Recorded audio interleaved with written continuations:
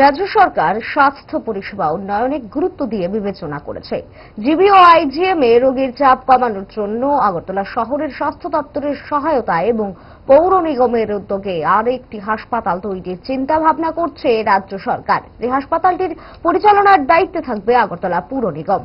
বৃহস্পতিবার কাঁসারিপট্টি পুর নিগমের পুরানো অফিস চত্বর আজ খুলে দেখেন মেয়র দীপক মজুমদার, স্বাস্থ্য সচিব কিরণ গিত্তে, পৌর কমিশনার শৈলেশ কুমার যাদব সহ অন্যান্যরা।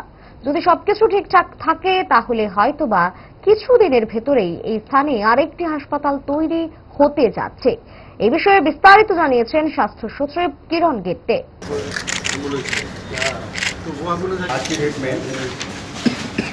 27,000 स्क्वायर फुट खाली जो कि हमारे किसी दिन भी चालू रहेगा ऐसा। हमारे माननीय मुख्यमंत्री महोदय अपनी देखेছেন गत कয়েক दिन যাবত আগরতলা শহরের প্রত্যেক স্বাস্থ্য প্রতিষ্ঠানमध्ये উনি ভিজিট করছেন, স্বাস্থ্য সেবা উন্নয়ন করার জন্য নির্দেশ দিচ্ছেন।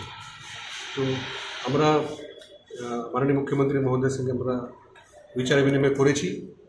আগরতলা শহরের জন্য একটা আলাদা একটা হসপিটাল অলরেডি ওনার আরবান 6 আরবান পিএইচসি আছে আর প্রায় 40 থেকে বেশি সাব সেন্টার আছে।